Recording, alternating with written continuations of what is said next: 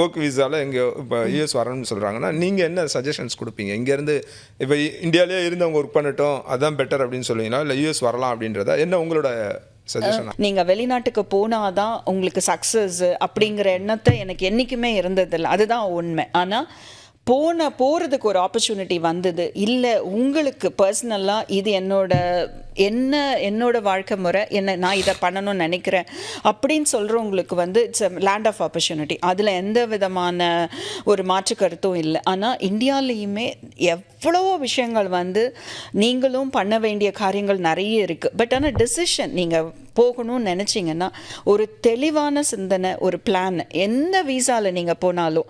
ஏன்னா ஃபஸ்ட்டு இப்போ பார்க்குற என்னென்னா ஸ்டூடெண்ட் வீசாவில் இப்போ இங்கே அண்டர் கிராட் பண்ணிடுவாங்க. ஸோ மாஸ்டர்ஸ்க்கு வரும்போது அவங்க மாஸ்டர்ஸ் டிகிரி யூஎஸில் பண்ணணும்னு நினைக்கிறாங்க. நீங்கள் வந்தீங்கன்னா ஒரு 5 வருஷத்துக்காவது உங்களுக்கு ஒரு பிளான் இருக்கணும் கண்டிப்பாக.